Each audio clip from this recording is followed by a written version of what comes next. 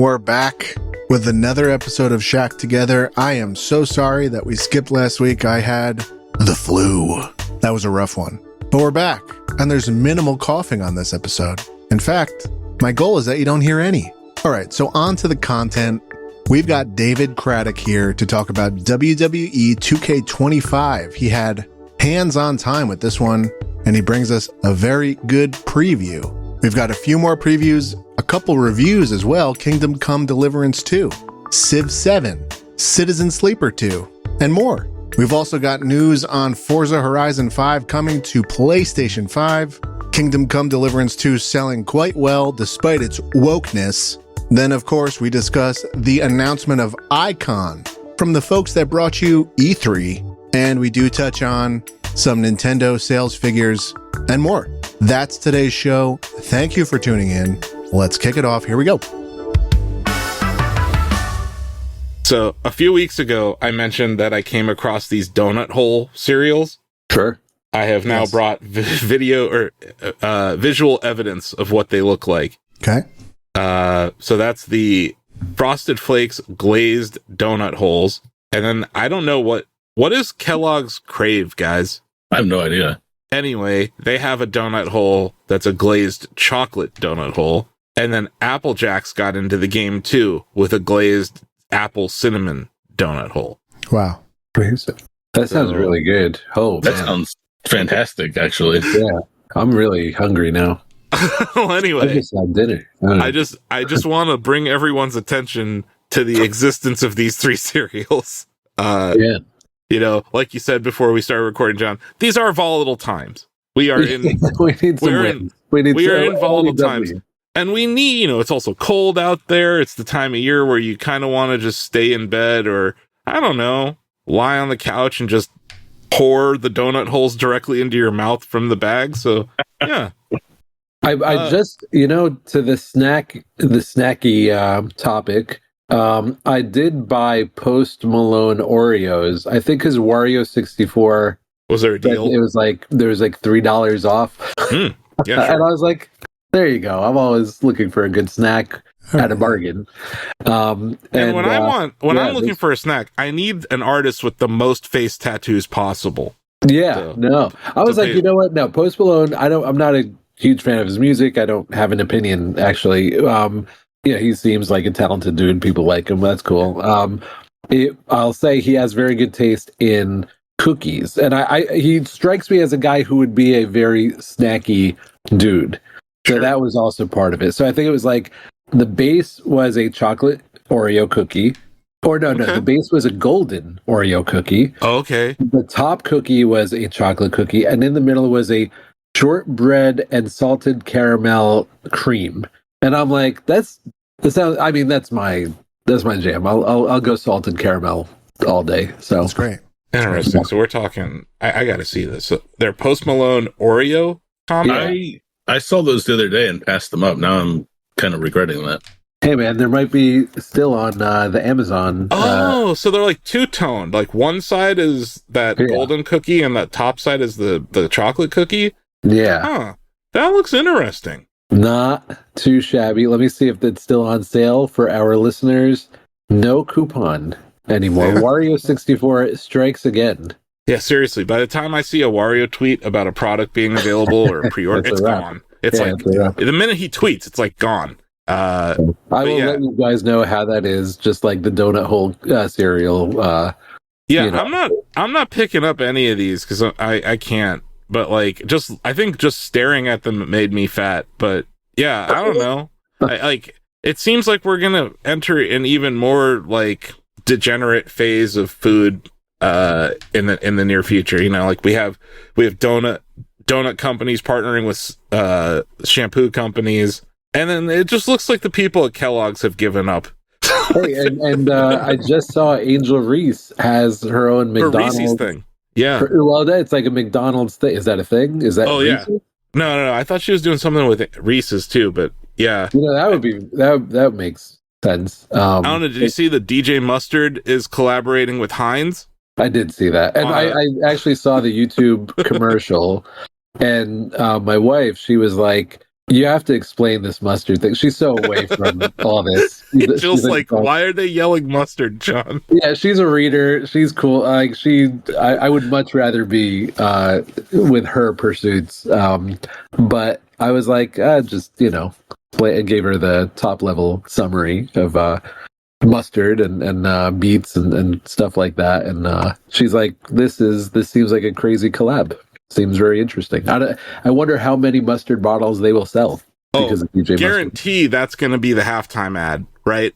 Like, yeah, it has to be. So I imagine we'll see that. But yeah, I don't know. I don't know if you guys saw, like, Apple Music dropped it's like a 30-minute interview with Kendrick today. So like there's a lot of hype around that halftime show. So it wouldn't surprise me if we see some creative ads around that halftime. Sure. I saw someone reply to that interview, and they're like, "I can't believe they're actually going to have a football game during the Kendrick Lamar concert." Yeah. So like some people are tuning in just for Kendrick. That's happened. I'll say that's happened. Prince, when Prince was there, that was a big deal. Sure. Lady Gaga, when she was at, I think she performed in Houston. Yeah, there's times where the even Dr. Dre and Eminem and Kendrick performed. Yeah. I mean, Kendrick was at that one, right? Yeah, that was like the West Coast Super Friends, though. That was like Mary J. Blige, and then 75 Cent was there. Eminem was there, even though he's not West Coast. But, yeah. Right. I like Detroit represent. Detroit was there.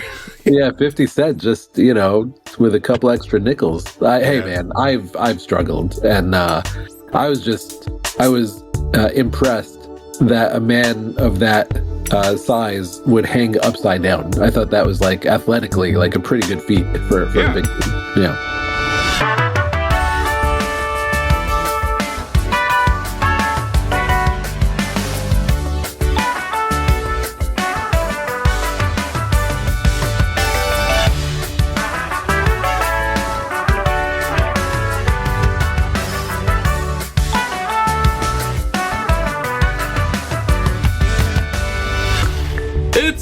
Together in America on the internet. If this is your first time joining us, Shack Together is a Shack News video game podcast featuring myself, your host, Asif Khan, co-host John Benjamin. Hello. Our producer, Joe Stasio. Hi. And this week we have a special guest, David Craddock, long-reads editor at Shack News. Wait, who's the special guest? You. It doesn't matter who the special guest is, Asif. Damn it. I set you up that time. I'm usually good at that. I'm usually good at cutting you off from that. You are. That's your go-to move. How did I not see that coming? Awesome. Yeah, well, thanks for joining us, David. Sorry, everyone who's listening. There was an outbreak of a virus at the Stasio household that crippled the New Jersey economy. So we're just now recovering. I know that they were flying some drones to try to supplement your work, Joe. It didn't seem to work. Yeah, I don't know why they thought that would work. That doesn't really make sense. Yeah, it's like Joe's like, I don't levitate over this state of New Jersey. That's not what I do. But this isn't helping my constituents. Yeah, no. But we're back, and we have an action-packed episode of things to talk about. But as always, we start our show. This is a show about video games at its core, asking people what they've been playing lately. So, David, what have you been playing lately? I've been getting into some classic PlayStation games because I've kind of gotten a little emulation crazy with this new PC that I got. Yeah, I'm just playing some Street Fighter EX Plus A, which is a 3D Street Fighter game that I didn't know existed. But beyond that, I got to play WWE 2K25 over the Royal Rumble weekend. Oh, yeah. And that is a pretty darn good wrestling game. We were invited to a preview event by 2K Games. We got to play hours worth of WWE, and I really like it. The showcase mode this year is focused on the Bloodline story, so I got to play a few of those matches. And the showcase for me is like the centerpiece of these games because they're pretty story-driven. You get to relive some cool matches. And I love the Bloodline story. I would say it's arguably WWE's best story. So I really had a lot of fun digging into that mode. So, like, for nerds out there who are watching WWE on the regular, the Bloodline storyline has kind of been fractured in the recent year, David. So like, yeah, are they addressing that, like the whole Ulafala battle between Solo and Roman that happened earlier, so late last year, early this year? Yeah, they only had like 4 or 5 matches open, so we couldn't see the entire list. But what they're doing is, I imagine they will have that storyline because you get to play as members of Roman's Bloodline faction and Solo's Bloodline faction. So what you can do this year is some matches are recreations where you complete a set of objectives to bring the match to the outcome it had on TV. And others are kind of reimaginings where you get to play as the opponent or you get to set up dream matches. Like one I got to play was the Wild Samoans versus the Dudley Boys, which never happened. But in this game, you get to play as the Wild Samoans against the Dudleys in a tables match. And it was a lot of fun. So I'm really looking forward to seeing what else that showcase mode has in store. And that's something that they could add to with like drops after the game's live too, right? Yeah, they actually do that. They did it last year. Like after like a month or so after WrestleMania, they added the WrestleMania 40 arena, and I would be very surprised if they didn't do that with WrestleMania 41 this year. But they have a pretty robust DLC lineup planned. On Shack News we did get to do the cover reveal and the reveal of the editions. There's the standard, the Dead Man, and then the Bloodline editions, and lots of characters coming over the next year. So the Bloodline cover looks awesome. It's such great artwork. I mean, the Undertaker one is like what you'd expect, right? But the Bloodline with the family tree and all the that's another answer to your question, Asif. Like if you're going to get to play the two Bloodlines, like if you look at that artwork, they're all in there. So that's a pretty big indicator, except The Rock, which is interesting. I'm telling you, I mentioned this to you earlier today in Slack, but if The Rock's final boss character is not the final boss of that mode, then I don't know what we're doing here. Yeah, right. And they already have the final boss entrance in there, so exactly. That's one of our most viewed videos over the past couple of days. I noticed that on YouTube, like that, and that entrance is fire too. Yeah, I can tell you, David, those videos are blowing up on TikTok right now. Good. The Rhea Ripley, I think, has like 75,000 views in a day. Wow. I think The Rock is. I don't know. I pasted it in our Slack, but yeah, we're seeing a lot of just people are eating that content up everywhere, man. Like you and Greg did a great job this weekend covering it. Yeah, 75,000 for Rhea Ripley, 62,000 for Seth freaking Rollins, and 61,000 for The Rock's entrance. I was impressed with like 7.4K on YouTube, but those numbers blow this out of the water. So that's pretty wild, cool. Right? And then like we're seeing it on Twitter too, which Twitter's largely dead, but the wrestling community, pro wrestling fans online, they're still very much on Twitter, and a lot of them discovered Shack News this week. Because we've been covering wrestling games for a while, but this is our first opportunity at a PLE premium live event in years. So yeah, very cool. The Rumble itself was fun, David. Like that. It was a blast. That's the other thing. Like after the preview event, which lasted, I would say, about 4 hours, which is again a good amount of time to play a game at a preview event. We went to the interviews there too. Yeah, we got 3 interviews, all with senior developers, and then we took buses to the Royal Rumble event. Got to hang out in the press box, which is funny, right? Because like Greg and I were like, "Ooh, press box, look at us, la di da," and then like you can barely see the ring, so we ended up the worst seat in the house. And so we ended up watching most of the PLE on the TVs, sure, in the press box, right? But it was still a good time. It's still a really good time. Yeah, and you get food and drinks and stuff. Like it's not all bad. No, not at all. I know Greg's not on this show today, but like it's been really funny. And I know he has a vlog that's going to go live, but like he had never been to a premium live event. I don't think he's ever watched a WWE event. I don't think so. And he was like smitten. He really seems to like it now. That was one of my favorite parts of the weekend. Was kind of he was asking all sorts of questions, and I was seeing it. I was seeing everything through the eyes of someone who doesn't know anything about the wild, as Bret Hart puts it, the cartoon world of professional wrestling. But Greg does know about production, right? He absolutely does. So it's like the thing that I find really impressive about WWE, especially their premium live events, is it's masterfully produced. Like the pacing is really good. And with something like the Rumble, you have a built-in cadence. Let's talk about the Rumble just a little bit. How big was the Joe Hendry pop? Oh, it was huge. I would say the pops in order of like volume was number one was Alexa Bliss coming back. Yeah. And then I would say Joe Hendry, and then Jordan Grace got a very big pop because she was with TNA like not even a month ago. Now she's signed with WWE. And you have the regulars that got their pops, but man, Joe Hendry and Alexa Bliss kind of blew the roof off the place. And like Joe got to eliminate someone, and he got eliminated by Roman Reigns. So it's like, if you're gonna get eliminated, I'd say Roman Reigns throwing your ass out of the ring, not a bad person to be involved with there. Yeah, exactly. Yeah, it was just I thought that was hilarious though. I was like, number 15, Joe Hendry. Talking about the outcome though, seeing Cena lose, how quiet was the stadium when he lost? Oh, actually, like people erupted. Like Jey Uso I haven't seen anything like his movement probably since Daniel Bryan in 2013 and so he's like super over at this point. Super over. In fact, I don't know if you saw, I was watching Raw on Netflix, and when he came out after his entrance, the crowd started chanting one more time.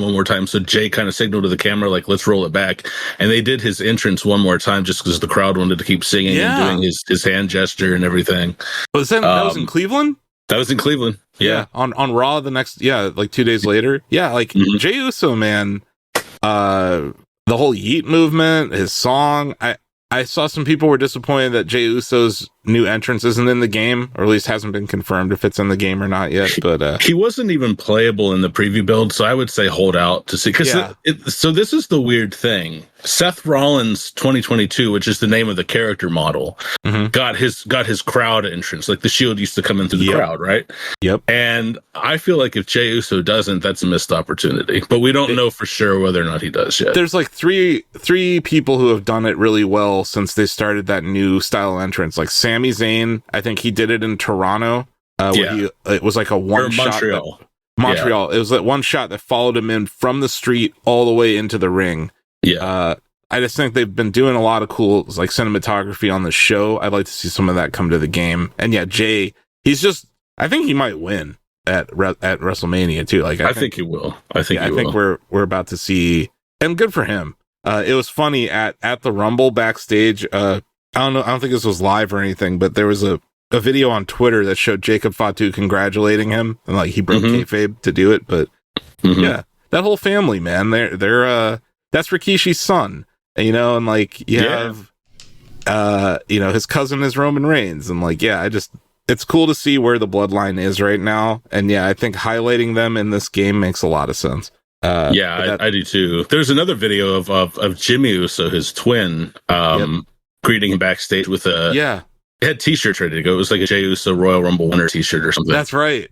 It was just cool to see, man. I'm happy for all those dudes, and I enjoyed Jimmy and Jay as tag champs, but I think Jay has really done an amazing job, and like that crowd, man, he is so over. I think he's the most over. Like he's where Cody was a year ago. Like Cody, Cody's music when it hit before he won, it really did. The crowd went crazy, and now it's like I think we're seeing that with Jay more than Cody. I think I'm actually bored with Cody as the champ. Although I kind of am too.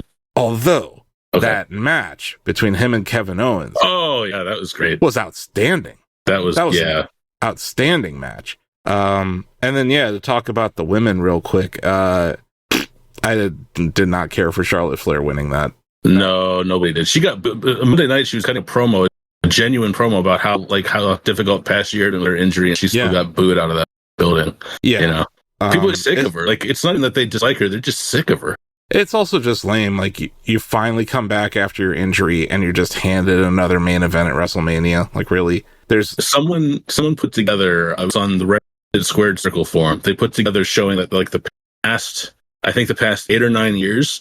The Royal Rumble has always been Charlotte's ticket to WrestleMania. She's either won or she was involved in some little dispute in Rumble that led to a title match at WrestleMania. And it's just like, man, give her a break. Give us a break. But it was nice to see some other faces there. Io Sky, I thought, performed well. Oh yeah. And then just seeing Liv Morgan get her ass kicked is nice. Always. Yeah, she's a great heel. I enjoyed the women's Rumble, but I think the men's Rumble was probably a little bit better. Yeah, I think it's the best Royal Rumble I've ever seen. Yeah, honestly, I think so. And you look at like one complaint was that Vince McMahon never built stars; he just relied on Attitude Era guys, which I agreed with. But the last I think from Roman entered at 16 or 17 or something. From that point on, it was just main eventer after main eventer It was star packed. He was 16. You're right, because he came in. Okay, he came in right after Joe Hendry. Yeah, I loved when Sheamus was just standing in the corner watching Joe kick people's asses. He was like, I was enjoying watching Joe. It's like that group of from Ireland and Scotland, they're all rallying around Joe Hendry right now. But yeah, Drew McIntyre come out there. Apparently he was upset with how he got eliminated. It wasn't how they originally planned it. I saw that. Yeah. And yeah, CM Punk exists. But he does. Oh yeah, we gotta talk about this before we move on. iShow Speed got destroyed by Braun Breaker. Oh man, did you see his head snap? Yeah. When he got hit by that spear, that was crazy. Well, he got hit by a spear, and then he got thrown out of the ring, caught by Otis, who then flips him over onto the announcer's table. I'm like, yeah. I'm like, God damn, that looked like it hurt.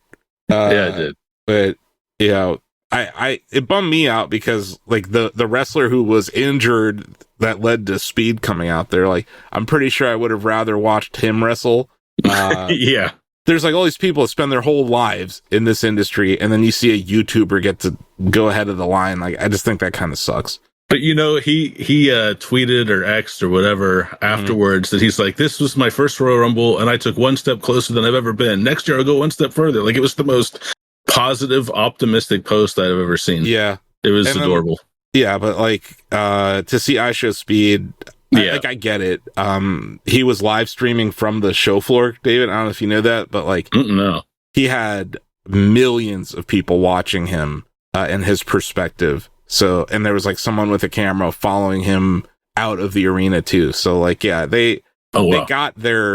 what they wanted with that. And look, if they're inviting Shaq News to this thing, they can invite iShow Speed too. I'm not going to complain. Yes. Yes. It was dope. And I think you guys did a great job there. Thank you. It was fun. We had a good time. We kind of divided and conquered. I played that game. So I came up with interview questions beforehand, and Greg added his. Mm-hmm. And so we tag teamed that, appropriate lingo. And then while I played the game, Greg just went around and got interviews. And so we knew we wanted to make it worthwhile. And so we're both really happy with how the content's been doing. Yeah. And we have a lot of wrestling fans on staff. So yeah, we do. Ozzy was in Japan, so he couldn't go. But yeah, we were just David and Greg, good tag team for that. You guys haven't been on assignment together in a while either, so. No, we were talking about that. I think this is the first time we've gotten to meet up since the Shaq News Awards in 2019 in Canton. Mm-hmm. And then on assignment, probably E3 or that Obsidian long read we did. Yeah, that was 2018. That was the year before. Yeah. So yeah, E3 and then the Shaq News Awards. Yeah. The most prestigious gaming awards of the year. You know it. Cool. Yeah. It sounds like you've been playing some cool games. I know you've been playing Mario Maker 2 as well. We'll get to that in a second. Yes. John, what have you been playing? What have I been playing? So it's been a couple weeks. Yeah, we've had 2 weeks. Yeah, so I was close to getting done with God of War, so I finished it. I don't think I finished it in the last. You didn't get all the ravens or whatever, trophies or whatever. So yeah, I got all that. So I'm 100%. New Year's resolution, 1 out of 3, 1 down. 2 to I've determined I'm not doing my play every first party Nintendo game one. I'm just not going to do it, guys. You can't. No, wait. You can't make me play Xenoblade Chronicles Definitive Edition. I'm not. I don't have the time. It's too early to count out, man. But dude, I don't want to play Mario. I don't want to play Donkey Kong Returns again. You think I wanted to hunt all those ravens? No, I don't. I know I didn't. I know I passed on that years ago. You think I wanted to defeat the Valkyries? No. Oh my gosh, that was very tough. Yeah. That was very tough. Yeah, the post game or whatever end game is just difficult spikes. Yeah, so then I played Valhalla. So Valhalla is I guess a Dead Souls. What are they, a roguelike, right? Is that for God of War? So it's an extension of Ragnarok, where you're essentially going into Valhalla. You start with a certain loadout. You get to pick and choose some stuff, but then you go through series of somewhat random levels, kind of random levels. Just going through different enemies, different challenges. And that was fun. Actually, that was pretty good. But that was like, maybe 5-10 hours. So 100% of that. So I think controversially, 2 down, 1 to go. I'm hoping that DLC expansions count. I don't love that. Trophy. I don't love what you're saying, but I'm not about to police it either. It's a reach. And then I played Thank Goodness You're Here. Oh. And Thank Goodness You're Here by Cole Supper, which they must be the most British. You must love that. I really did. It's great. Yeah, I loved so it. Silly. It reminded me of like, I don't know what it even reminded me of. I mean, it was like almost Benny Hill, Peep Show, weird, irreverent British humor. It's like a British Maniac Mansion. Yeah, very much like that kind of style, right? But like honestly, it's like an interactive cartoon. It's so well. The art is outstanding. Cartoon, fun voiceovers, fun acting, fun script. Matt Berry is one of the voice actors, which is pretty awesome. And you just slap the shit out of people, right? It's not like that's all you do. The only mechanic is like you're jumping around. You're this little guy jumping around, and you can slap people. That's the only thing. Just I love how the puzzles are interconnected in that game. Like it's so cool how like you go into like a building, you solve a puzzle, you come out, the outside world has changed. Like things are all related in that game. And I think it has probably one of my favorite intro sequences in video games, which far into video games and into Earth and life. Like it's pretty good. That like something kind of tickled me. I was like, oh, that's really just clever. And all it is just a very creative use of live action video. But it sets the mood so beautifully, and then it's then coupled with the actual game, which is very cartoony and animated. The whole game reminds me of how Tomorrow Corporation tells stories in their game. The devs from World of Goo and Little Inferno.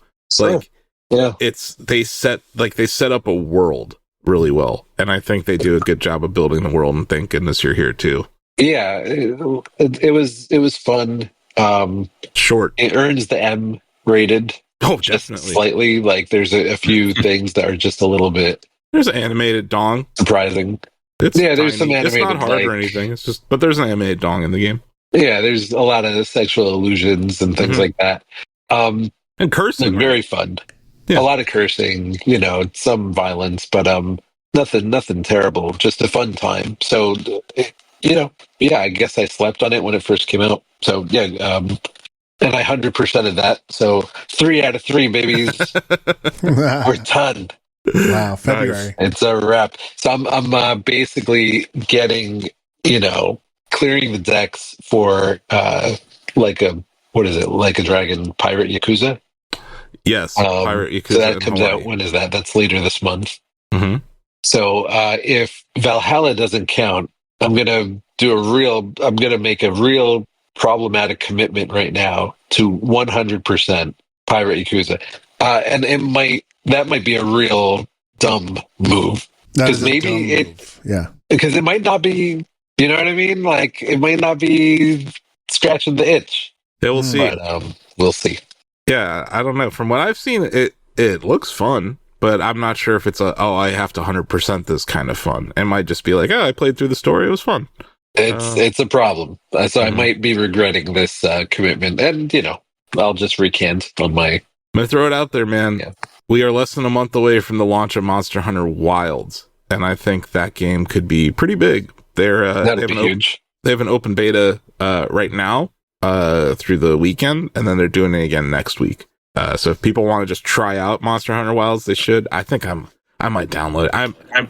I took a whole generation of Monster Hunter off Like, I didn't play World much at all, and I really didn't play Rise, but I'm ready. I'm ready to waste another 400 hours in a Monster Hunter game. Hey, man, I hear it's very, very good. Yeah, everything I've seen, it looks outstanding. And yeah. So now the question is, like, what platform am I getting it on? Does it support cross-play or cross-progression? Like, stuff like that. But sure, we'll see. Cool. Joe, you played video games in your time where you were fighting the whatever virus you had. Yeah. I mean, at the worst of the virus fight, there was no games. No. You can't even look at a screen, probably. Couldn't look at a screen. Yeah. Couldn't hold a conversation. It was a very, I assume, amusing, if there was a fly in the wall, GoProing my family last week. It would have been everybody just like sitting on the couch, staring forward, not saying anything. But did at least like you and Erica get sick at different times so that like one of you could take care of the other one, or were you both hit at the same time? We were off by a single day. Oh, that's not enough. Days. Yeah, that's not enough. So you were all just miserable for 5 days. Yes. And I told John this already, but fun fact: my son got diagnosed with a ear infection today, so we thought we thought it was all behind us, guys. Parenthood is just lots of doctor's visits. Yeah, and birthday parties. And illness. Wow. Yeah, and yeah, I call kids huggy little disease monsters. That's pretty accurate. Yeah. Look, the huggy part's accurate too. It's not all bad. But, yeah, no, it's not all bad. No, it's mostly great. Yeah. That's rough, though. When everyone's sick in the house, that's rough, man. Yeah, so unfortunately, they didn't get hit as hard. The kids didn't get hit as hard, and they were asking for video games the whole time. And I like you said, I just couldn't swing it. I couldn't make eye contact with the TV. Yeah. But when it started to improve, we did wrap up Donkey Kong. So we rolled credits there. Danny loved that. Like, he loved the notion of beating it. Mm-hmm. That was fun. Got the bananas back. That's right. And then we moved on to Lego 2K Drive. Hell yeah. That's great for kids. Yeah, that was a winning pick on Dad's part. I was like, oh, I think they'll like this, and wow, did they. Mm-hmm. So that might be in rotation for the foreseeable future. Have any of you guys played that before? Yeah. I have played that, yeah. It has like a mild open world, right? Like kind of like a Burnout system, I thought. Yeah, it's really small. As far, I mean, we haven't played too much of it. Maybe it's bigger, but beautiful. That's cool. Really, really good looking rendering on that one. Lego's got an art style to them, man, and like they do really right by the IP that they work with. I know Drive is kind of their own thing, though. But yeah, it's cool. Yeah, I was definitely impressed with how it looks, and it just runs really nice. I'm gonna say it again. I want a new Lego City Undercover, please. Was that a Wii U game? Yeah, it was the GTA Lego. It was awesome. Right, that's right. You were like a cop, but it was like GTA Lego. I was like, I can't win them all. Yeah. And then I'm on the final boss of Onimusha. I have played it. Yes, Warlords. I have played the final boss 17 times.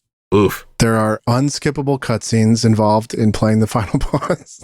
So it's just one of those like throwback, like old time games. It's like, I guess I'm going to keep trying. I'm losing steam on it. Getting to the final boss was very, very fun. I'm a fan. But, so I think did I name everything I wrote down? I'm blanking now. You have 2 other games there. You have Like a Dragon, Gaiden, the man who erased his name. Oh yeah. All right. So last time I was on the show, I talked about Kiwami. So I finished Kiwami, and I was like, man, this battle system kind of sucks. Mm-hmm. What is the modern, like, no excuses, like they put this game out a year ago? What's the modern beat 'em up Yakuza feel like? So that's why I threw this on, and it's much better. Certainly much better. Yeah. So I'm looking forward to seeing how this one wraps up, because I hear the story's quite good. So we'll see. And I feel a cough coming on, so I'm going to pass the puck. Asif, what have you been playing? So yeah, I got my 8th win in F-Zero 99, you guys. Nice. Yeah. It came on. Very nice. Yeah. Let me just make sure I have the. Where did I put it? Yeah, on Mirror Mute City 1. So I've actually won on Mirror Mute City 1 twice It was where I got my first win, and now it's where I've gotten my 8th win. Wow. So yeah, still racing well, still playing it a lot. I didn't Congrats. play it as... Sorry, go ahead, Joe. Congrats. No cake, but congrats. No, yeah, we're past the point of cake now. I do want to remind the Shack News staff, though, that Victory and F-Zero 99 Day is still a staff holiday. It's coming up in April. So, Wow. the day that I got my cake is a Shack News holiday that we literally made up. That's really good. That's really good. But that's how shit works over here. And then I played Balatro. I am addicted to that game. I was gonna save this for the cold open, but I might as well mention it here. I'm playing it on mobile, right? I'll play it while I'm lying down. I'll play it on the toilet. I'll play it in bed, wherever. You ever just drop your phone on your face? Oh yeah. Can we like come up with a name for that, or like a term for that? Like, what is that? What would you call that? If you had to make up a word for when you're doing something on your phone and you're lying down and you drop your phone on your face, like what should that be called? Whoever writes in with the best response, gets I don't know, nothing. Our appreciation. Yes. Anyway, I'm going to throw it out there to this panel and also to the people listening out there. What would you call it when you drop your phone on your face? I would call it an addiction to Balatro because I'm like half asleep playing this thing at night. I need to stop. I won on the Nebula deck. I keep winning on different decks, which begets more stakes, which begets more playing, and I fucking love that game. My God, is it good. But yeah, I spent most of my time playing Super Mario Maker 2 over the past few weeks. I finished my level. It's called the Briefcase Ghost House? ? And for folks at home who want to try it, if you have a Nintendo Switch and Nintendo Switch Online and Super Mario Maker 2, you can go in there and type this handy dandy 9-character alphanumeric code. YRT59JHVG. And I gotta say, for a randomly generated 9-character course ID, I think that's pretty good. It's a good one. Doesn't have too many numbers in it. Yeah. Anyway, Joe thinks it's too hard. Oh, you're putting words in my mouth. I'm really struggling though, for sure. Where are you struggling? I have gotten to your bouncy second room twice. Mm-hmm. Okay. So I'm struggling to get to that room. You're struggling to get to that room, or do you struggle when you get to that room, or both? Well, again, I've only been there twice. I'm hesitant to say that room's the problem because I can't get there. Okay. So what's tripping you up before then? Probably the invisible blocks. That's only on the first screen. But that's a very difficult first screen. And as I pointed out, Asif, before we started recording, your first screens tend to be kind of brutal. Yes, I'll give you that. I feel like I put an early hurdle to let the player know, hey, if you can't handle this, you should get out of here. Like, you're not going to do this. Because, like, while yes, it is tricky and trolly, I don't think it's the hardest platforming in the level. I wouldn't know. I said I wouldn't know. David and John have both beat it, though. Like, do you think that's the hardest part of the platforming in that? Or do you think the bouncy room might be? Bouncy room is tough. You have multiple paths through, and the path I took had some ice blocks, some floating ice blocks with wings. That was tough. You took the struggle bus route. You definitely did. I did. I'll say that early part is probably the most difficult part, because to me it's like after that I'm okay. I feel good. Bombs, there's ghosts, there's a way to fall to your death. A bad jump, like there's some tricky jumps, I think. Mm-hmm. I don't know if it's meant to be tricky or maybe I'm just like overthinking it, but this is definitely this is the dichotomy of me as a Mario Maker creator, right? So like on the one hand, I want to make levels that people have fun playing, but on the other hand, I like trolling people. And I think this level trolls in a way that is less offensive than most of my levels. But it still does that. And yeah, that first screen is definitely like the signature moment, but I think the second half of the level is kind of a reward for players. It's like kind of fun. I'd say like once you get past that first part, it's definitely a lot better. And you learned, right? Like you learn, okay, I'm not supposed to, I need to run first. Like David, you're talking about like you figured it out within like 3 or 4 tries, right? Like you were like, yeah. Just take off right at the start. Mm-hmm. But like checkpoint, guys. Huh? Yes, that's a lifesaver. I will always love a checkpoint. So, Joe, if you ever do get past the bouncy room, there's a checkpoint right then. Okay. So, like, the hardest part for you, or one of the hardest parts for you, you get a checkpoint right after. So I think that's pretty neat. And then, yeah, it splits into 3 different paths from there. And for the most part, I'm pretty sure only Steve has taken the fast path. Because Steve has beat Steve Tendo, host of the Steve Tendo Show, Steve Tominski, Do It for Shaq News Award 2024 winner. He has beaten this in 87 seconds. I don't know how. That's amazing.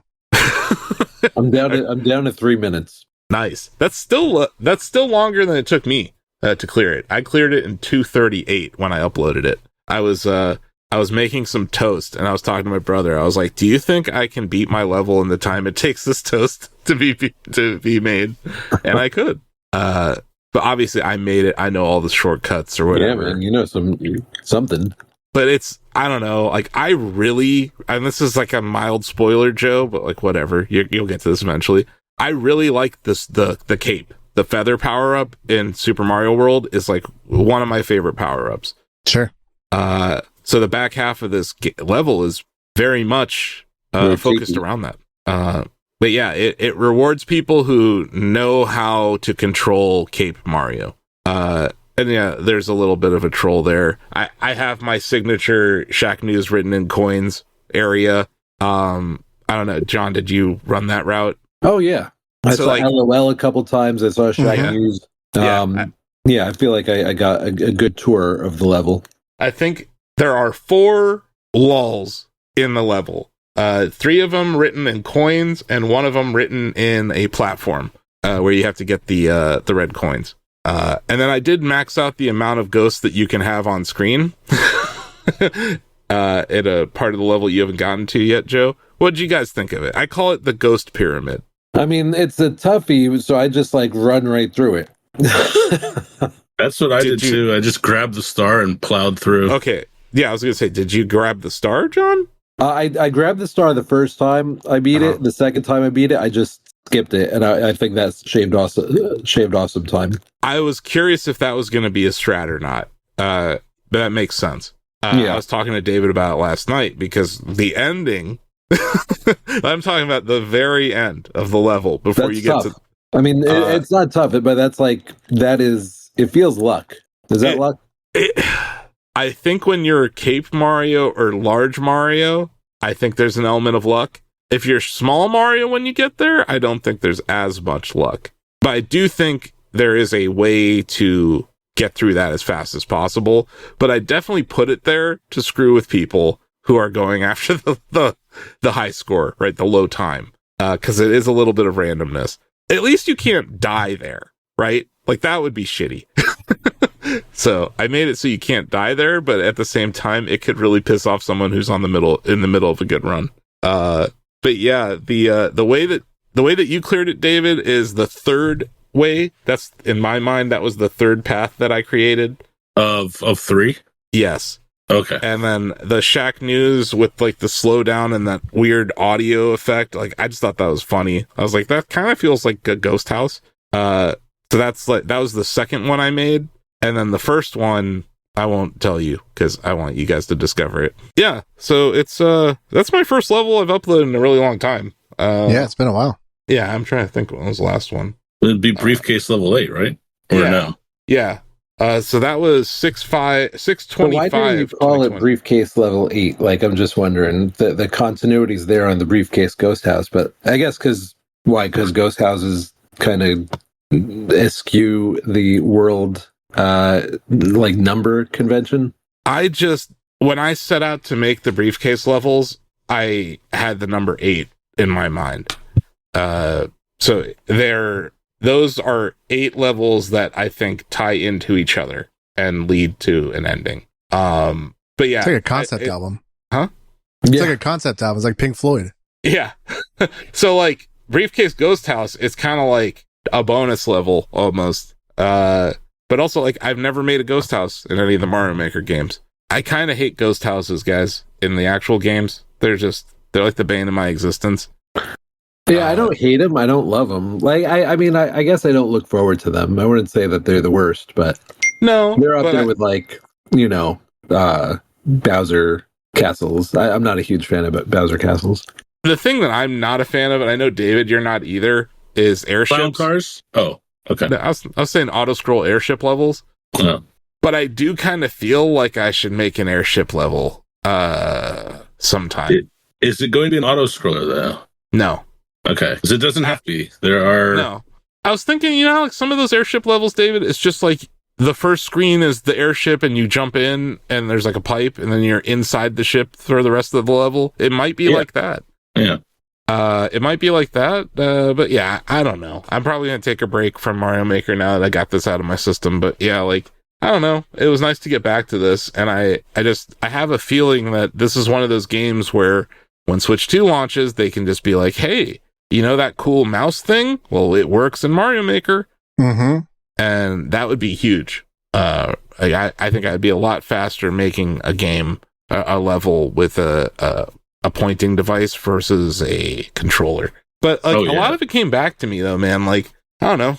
I spent about a week or two playing like levels that I, just that had been uploaded recently or whatever, and just trying to get an idea for things. But then really, yeah, these are just thoughts that I had. I took all the constructive feedback from Briefcase Level 8, and I was like, okay, I can do something different. But yeah, Briefcase Level 8 sits at 3 clears out of 1,990 attempts, so that's 0.15. Whereas Briefcase Ghost House is sitting at 10 clears out of 217 attempts for a 4.6% clear rate.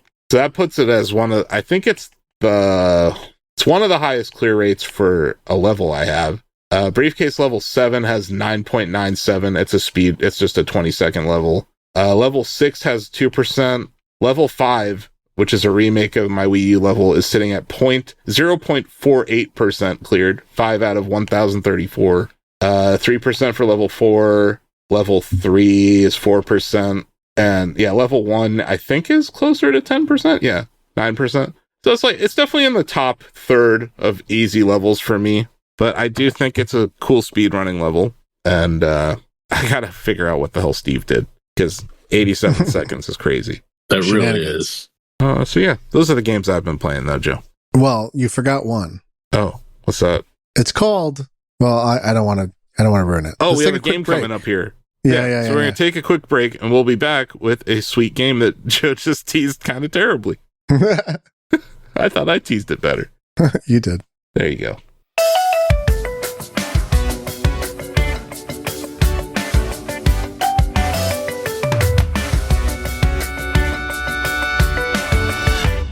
Hey, y'all. Hey. It's a classic Shack Together game coming up, folks. I think we all know what this coming weekend, so mere 2-3 days after publish date, there's a very large sporting event hitting, which I think we already made reference to. I won't say... Luka Doncic is going to play for the Lakers? That's it. Wow. I won't say said sporting event due to the litigious nature. Yeah. It's the big game. That's what it's usually called, right? The big game? When you don't pay the NFL to talk about it, it's the big game. I'm pretty sure even if you pay the NFL, you still can't. You still have to pay them more. Yeah, they're like, that's nice that you paid us, but give us another $2 million. I'm looking forward to the big game. Okay, go ahead, Joe. Sorry. Is there any other example of not being allowed to say the title of something out loud? Crazy. Not that I can think of. Candyman? Ooh. Oh, that's funny. Yeah, that was a good joke. Ooh. Great movie. So in honor of the big game, we're going to play a Shack Together game entitled 49er or Capcom Fighter. I was born for this. Wow. What? Okay, this is a good one. I was born for this moment. So is David, though. Yes. Not on the football side, but on the Capcom side. On the football side, I'm going to get slaughtered. We'll see. But you're going to know that's not a Capcom fighting character. That's XYZ character. Yeah. All right. I will make a distinction that I wrote the name of the game before I made the game. So this isn't strictly fighting game characters, just Capcom property characters. Okay. Just so we're clear. That is even better for David because he loves Resident Evil. Great. Yes.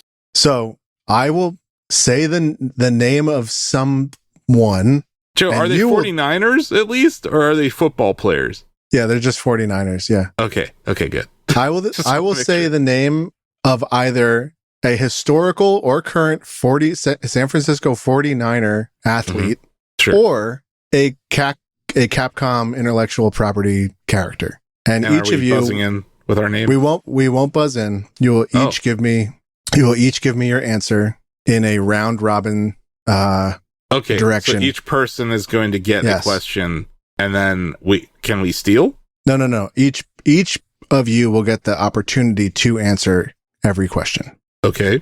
And then you're going to rotate who answers first. That's exactly right. Just in case one of you seems especially good at this. Got it. Okay. So I'm going to say a name. Asif, you'll go first, then David, then John, and then on the next name, John will start. Okay. So here we go. Asif, you're up first. The first question is, or the first name is, I should say, Dan Hibicki. Dan Hibicki? Mm-hmm. I'm going to say 49er. Okay. David? Capcom. John? Yeah, I'd go Capcom. Round complete. Dan Hibicki is from Street Fighter, not a 49er. Oh, well. John, you're up next. An O-lineman. I'm ready. John, Dashin Goldson. Yeah, he was a wide receiver, 65 to 68. Okay. David? What? I'm going to say 49er. The fuck? Asif? Did John literally tell you what years he played for the 49ers? He did. I reserve comment. Can you repeat the name? Sorry, I will say, let me revise my answer. Is 49er. Go ahead. Okay. The name is Dashin Goldson. I'm going to say Capcom. Okay. Round complete. Dashin Goldson was indeed a 49er. What the fuck? I love what did he play? I don't know. What the fuck? How do I spell this? How do I even spell that? Okay, keep going. No, let's go. Let's keep going. Dashin Goldson played in... Oh, he's relatively contemporary. Played recently. Damn it. That's pretty good. Okay, good answer, guys. Maybe I'm fucked. I don't know. Could work on these clues so far, Joe. Asif, you're up next. Wait, shouldn't David be up next? Otherwise, he's going to be in the middle all the time. Yeah. I mean, that's how snakes work, but sure. David can go first. Sure. Why not? All right. Then Asif. Yeah. David, Mike Hager. Capcom. Asif. Capcom. He's the fucking mayor. Capcom, come on. And if it's not, that is a trick question. Maybe it's both. Nah, it's definitely Capcom. John, I didn't get your answer. I said Capcom. Oh, it didn't come through. Okay. Sorry. Great. I heard it. End of round. Mike Hager is from Final Fight. Yeah, man. Like several Street Fighter games. Mm-hmm. I think he was in Smash Brothers, too. He was one of the Capcom. He might be a spirit. You're right. Yeah, I mean, he might be. He's a pretty popular character, I thought. I mean, they have Ryu and Ken in there. Next up, Asif, you're up. Mm-hmm. Howard Mudd. So, you're saying player, right? Or are you just saying 49er? I don't understand the distinction you're making. Okay, fine. Well, not like a gold pan. Howard Mudd. Is it spelled with 2 D's? It is. 49er. Okay. David? I'll go 49er. John? It has to be 49er. It is indeed a 49er. Howard Mudd, the great San Francisco 49er. I don't know why I was confused is Howard Mudd went on to be a coach, like an offensive or O-line coordinator. So, yeah. Well, it turns out he was also a player. That makes sense. John, you're up next with Donovan Bain. Donovan Bain? Mm-hmm. Can you spell the last name? B-A-I-N-E. Ooh. That E is important. I'm going to go with, I really shouldn't, Donovan Bain. Wow, that is a good name. That is a very Capcom-y name. I'm gonna go Capcom. Okay. David? I'll go 49er. Okay. Asif? I'm gonna go Capcom. Round complete. Donovan Bain is, of course, of Darkstalkers fame. Wow. Donovan Bain. Next up, David, it's your turn. Okay. Ahmad Brooks. 49er. John, we'll go with you next. I will go 49er. Asif. Yep, 49er. Indeed, Ahmad Brooks is a 49er. Next up, Asif, it's your turn. Mhm. Roland Lakes. Capcom. David. It sounds like a Hideo Kojima name, but I'll say Roland Lakes. yeah, It's a Roland, Pond Man. his friend's Pond. I'm gonna go 49er. Okay, John. I'm gonna go Capcom.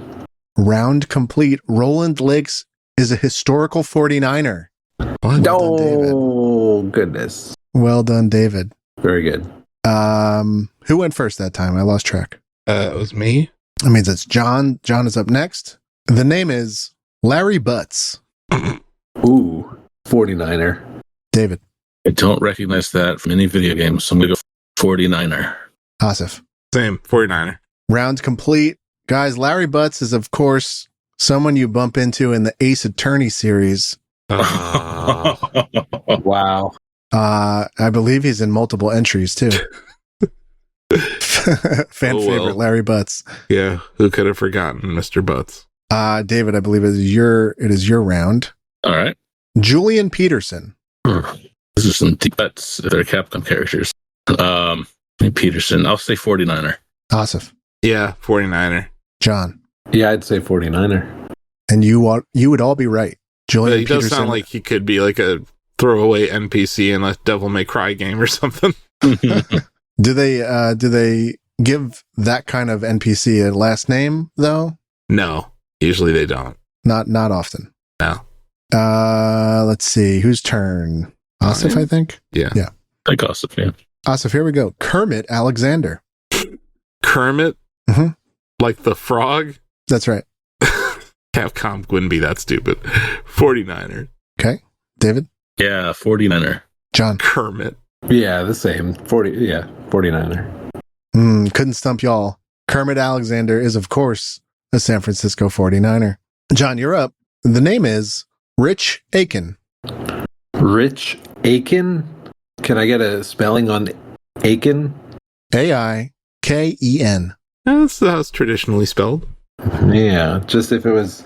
Okay, let's see. I'll go 49er. Awesome. I'm going to go with you next. Okay. I'm going to say Capcom. Okay. David? I will also go Capcom. The correct answer is Rich Aiken is, of course, of Resident Evil fame. Capcom it is. Well done. Wait.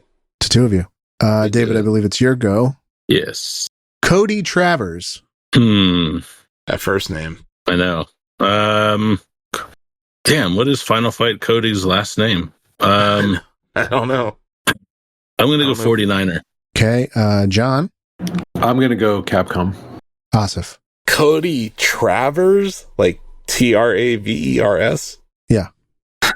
I'm going to say 49er, but I'm not confident. Congratulations to John Benjamin. Cody Travers is from Final Fight. You were right. That's right. I guess I know Final Fight really well. But also, like, yeah, that's one of those things where it's like we all know Hager's last name because they call him Hager in Final Fight, but they call Cody in Final Fight. I just never knew his last name. I don't know Guy's last name either, to be honest. Yeah, good point. Asif, I believe it is your turn. Yeah. The name Get is... my ass kicked. The name is Kaz Banachek. What? How do you spell the first name? C-A-S. C-A-S? Mm-hmm. No human is named Kaz. Capcom. David. that sounds so made up. Who's next? David. I'm going to go 49er. John. 49er. Kaz Banachek is indeed a 49er. I wish you knew their positions or when they played, because some of this kind of like... I mean, I did when I was looking it up, but I just didn't save it in my table. Yeah, next time.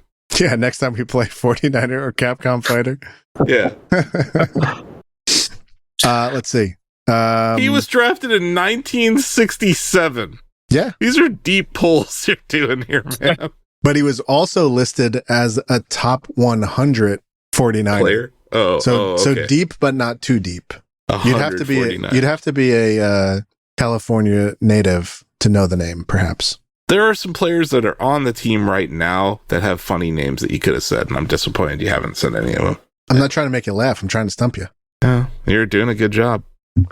Let's see. I've completely lost track of whose turn. Kaz, I think it's John's next. Yeah. Yeah, I was the first last time. John, I raise you this name. Ken Sullivan. Ken Sullivan. It's like a spelling bee. I have to repeat the name. That could be an Umbrella Corporation board member. Yeah, I will say, like, Ken Sullivan, that feels like a very tricky Joe kind of placement there, because that is usually a 49er. That's easy. But I'm going to say it's actually Capcom. David. Yeah, I'm going to go Capcom. Asif. I'm not going to win this if I keep picking the same as them. I'm going to pick 49er. Ken Sullivan is, of course, a Resident Evil character. Yep. Is he an Umbrella Corporation exec? I don't know. It just sounds like one. It does. Ken Sullivan is a Bravo team's point man, is in charge of scouting and reconnaissance. Interesting. David, here we go. All right. Mike Meekins. Mike Meekins.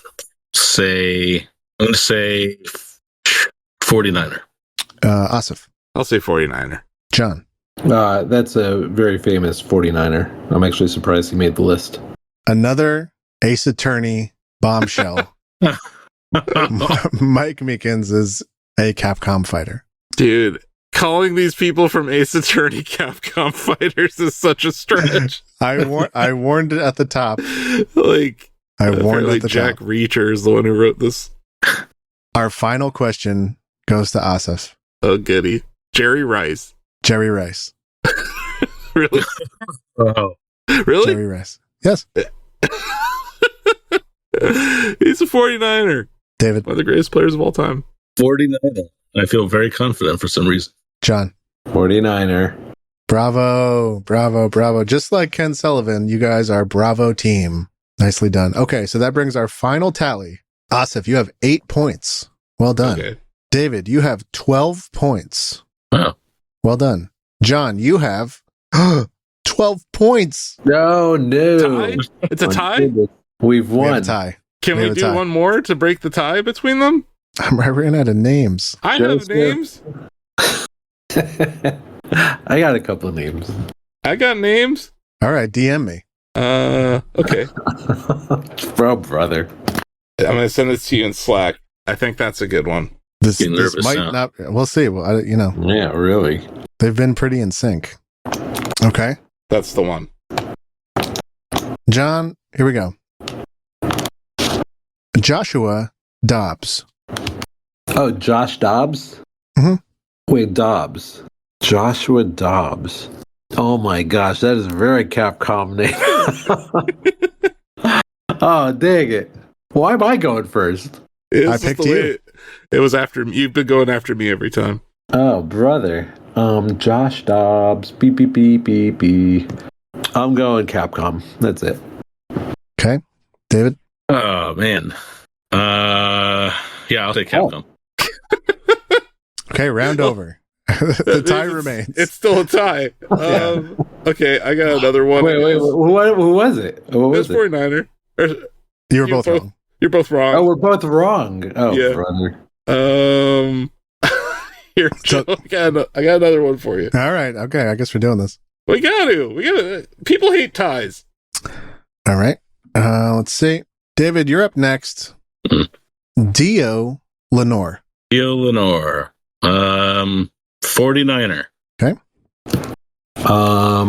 Theo Lenore, yeah, I'm almost certain he's a 49er. Locked in? Locked. Okay, the game is over. It's a tie. It's Diamador. His name is Diamador Lenoir. Oh, that's a 49er. Yeah. Anyway, I just thought he had a cool name. He does have a cool He does have a cool name. Great They name. have Super so many cool cool names on this team, guys. There's like Tayshaun Gibson Sr. There's Kyle Juszczyk. Fantastic. Well, thanks y'all for playing. Congratulations to Debo our Samuel two. Sr. Come on. Anyway. Congratulations to our two victors, David and John. I'm going to pass the mic back to Asif for story time. Here we go.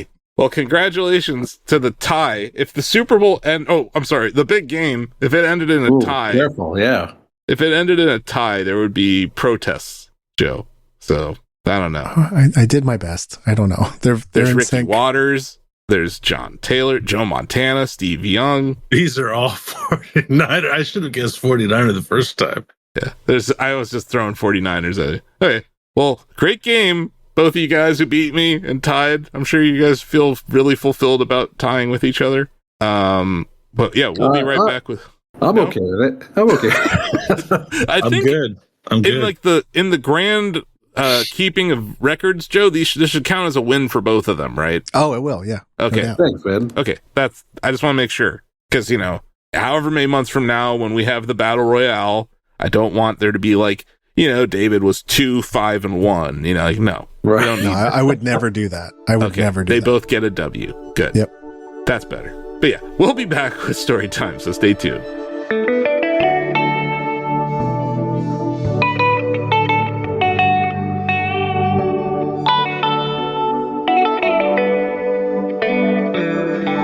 Welcome to Storytime. Let's dive into the latest stories from the past week. This is Storytime Previewza, which is a preview palooza from your friends at Shack Newsa. Mm-hmm. Talked about this quite a bit at the Open. David previewed WWE 2K25, and your headline says lets you relive the Bloodline's greatest triumphs. You kind of talked about that, how the showcase mode is going to allow for that. Yes. Also, your image selection for your header went viral, David. You know what? That's Shack News exclusive. Oh. Yeah, I'm pretty sure cool. because we were given assets for the cover reveal, like whatever happened, a week and a half ago, whatever. Yeah. And that's all we were given. So yesterday, was it yesterday? No, I think it was the day before with the deadline approaching. I emailed 2K like, hey, do you have anything else? And they sent me that one. Nice. Yeah. So it's a picture of China, Joni Lore holding up another wrestler, but she's wearing it's Eddie Guerrero. So it's that was a duo back in the day. But people were losing their minds over seeing a new model and new cosmetics for China and Eddie. It was just funny, like it's a header image, but that was one of the things that went viral on Twitter. We captured a lot of gameplay too. So any of the places that you would see Shack News videos, Facebook, Instagram, Twitter, YouTube, and even TikTok, there's a ton of video content out of WWE 2K25. From like a gameplay standpoint, David, it's kind of the same, right? Like the mechanics are largely the same. Yeah, like if you've played any of them for the last few years, you can dive right in, which I really like. Like, don't reinvent the wheel on me, It's something I complain about with FIFA all the time. Is like I feel like they just move buttons around for the sake of doing it. So I like when games don't do that. Yeah. I think a lot of EA Sports games fall into that trap, and I don't think that's true of 2K. Like the shooting a 3-pointer in NBA 2K still feels kind of the same, right? Over at least the last 5 years. And then Ozzy, Ozzy went over to Japan for the Apex Legends Global Series Year 4 Championship in Sapporo, and he wrote a preview. He got to check out the Takeover Season 24 that's coming to the game. They buffed every weapon in the game. I've never heard of like a balance patch where literally every weapon was buffed, but this is the first time I think in the history of the game that they've done that. And that just means like the time to kill is quicker now? Yes. But there's also, I think there was like some shield power-ups and stuff that this kind of counters. So I think it's been welcomed by the community so far. But yeah, season 24 just seems like, that's a lot of seasons. It's about to kick off. It's actually a very fun esport event to watch. The concept is like you can hit game point, and then you have to win. But it's like a battle royale format, so everyone knows that you're on game point. So like teams will collude to take you down, kind of thing. So like the last hour of that esport event was really fun to watch, and it just makes me wish they would make another Titanfall game. Yeah. And then I believe this was TJ who previewed Dune Awakening. Yeah. We have an interesting video preview up on the Shack News YouTube channel, but also an article on the site. I think the biggest takeaway from Dune Awakening, at least this round of previews, is that they are removing Paul from the story. So there is no like savior story or any of that. You're just existing in the world of Dune, which I think is going to fit this kind of open world Conan Exile style of game. So yeah, it's still Funcom developing this. So I don't know. Any of you guys play Conan Exiles or remember it at all? Oh, I did remember way the back headline. when. Yeah. It was actually quite good for like from a survival perspective, crafting, and also just gameplay. They're really good at emergent gameplay stuff. The open world looks pretty neat. And yeah, I like the world of Dune.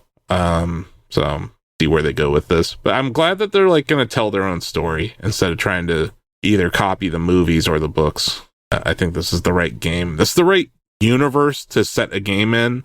Like, kind of like, I know it wasn't that successful, but like what they did with Star Wars Outlaws last year, like I didn't think that was a bad idea. So this feels kind of similar. But it's not Ubisoft, so it'll probably succeed. On to Storytime Reviewsa, which is the Reviews Palooza by Shacknewsa. We reviewed a lot of games this week, or in the last week, or last 2 weeks. Sam Chandler reviewed Kingdom Come Deliverance 2. It got a 9 out of 10 at Shack News. This is an interesting one. I'm curious if you're going to pick it up, Joe. But yeah, it seems like a lot of those fun first-person things that you liked in the first Kingdom Come Deliverance are still there. Some of the pain points, like how the saving mechanic works, is still in the game. So I think that's one of the main negatives that Sam had. He did say that it has rich RPG systems. And yeah, this is something I've just noticed uploading the gameplay from that Sam got us. This game's gorgeous. It's like Red Dead Redemption 2 levels of landscape design. So that's really cool. And yeah, you can ride a horse in it. That's bonus points from me. I love that. He said the combat is overly reliant on parry and riposte. Boy, do I feel that way about a lot of games sometimes. I mentioned the save system is still a pain in the neck. And he said rough edges often found in open world games, but quest and exploration is enticing. Combat is varied, brutal, and rewarding, and it has great writing, heartfelt, and humorous. So, yeah, really good score out of Shack News, 9 out of 10. It's on our must play list, so this is a game that we're going to be talking about at the end of the year. So it's obviously threw its hat in the ring for best RPG of the year, although it's early. But yeah, it seems like a lot of the things people wanted are in here. Warhorse Studios had a little bit more time to let this cook compared to their last one. And it's out now. So you can go play it. Cool. Let's see. Spirit Swap Lo-Fi Beats to Match 3. That's a whole lot of words. It's a big title. Yeah. Sorry, who reviewed this? Was this Lucas review? Think so.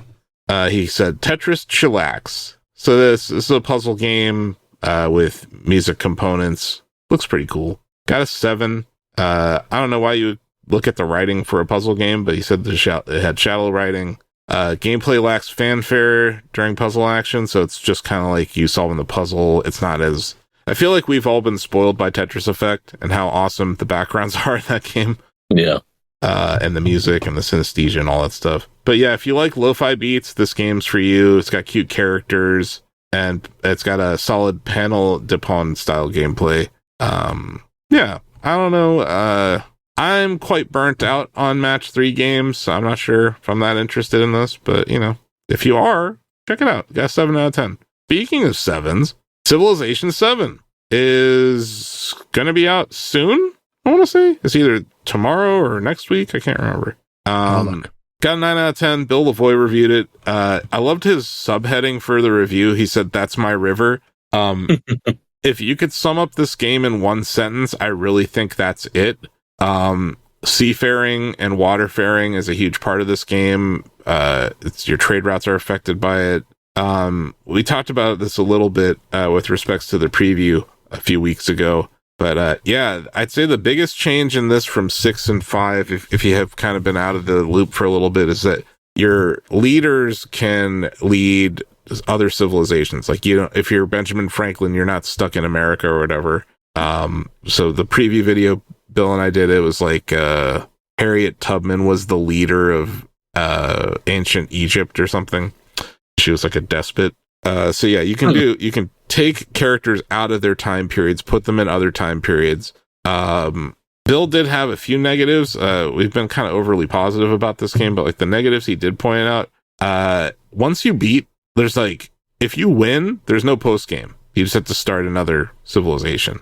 At the end of each age, you're forced to change the civilization. So that's kind of weird. You're not just building up one civilization the whole game. Like, you move. Each era, you move. Bill also pointed out that Canada is not in the game, and that made him sad. But yeah, there are some really cool things. They added commanders. So instead of your little units developing XP and gaining XP, you have these commanders that do, and they're less likely to die. So it's a little less punishing on the progression side. The skill tree is really cool because, like, if early on you're focused on one thing, you can focus on that, and then you can kind of shift over to another one. I think they spent a lot of time working on the skill trees. And yeah, navigable rivers, I think, is a big deal in this. Like, they spent a lot of time designing these different worlds and how how they play out. Water, I think water's more important in this game than we've seen in recent years in the Civ series. But yeah, Bill loves it. It gave it a 9 out of 10, and it's also on our must-play list. So we'll be talking about that game probably for best strategy game of the year at the very least. And I'm excited to see if it is on the Switch, which I know it's on Switch 1, but when it comes to Switch 2 or whatever, that seems like the kind of game that would benefit from that pointer device function of the new Joy-Cons. Didn't, who's the developer here? Firaxis. Didn't Firaxis make a public statement about the mouse to the effect of, like, oh, that would be interesting, either playing coy or, so. Yeah, to me, it's like that. I don't know how well the game is going to run on the OG Switch anyway, but interested to see where it goes with Switch 2. How many games support, like, new functionality on Switch 2 and stuff. But we're moving on. This is Reviewza. Timo reviewed Resetna for us, called it Robo-Soulsvania. This is a Metroidvania.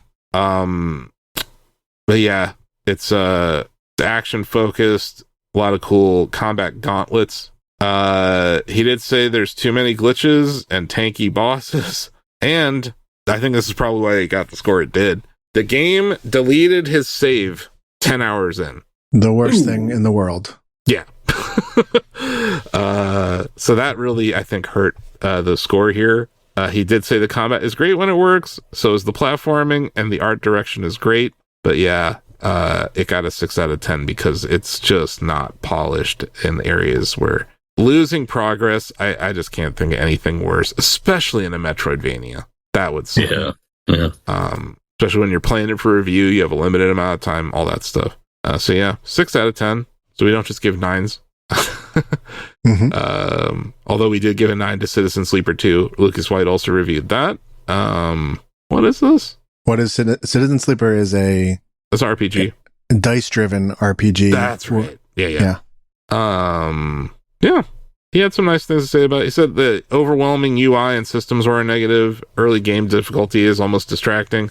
Yeah, I think games that don't explain their systems to you and then just kind of throw you in can be a little frustrating, especially in RPGs.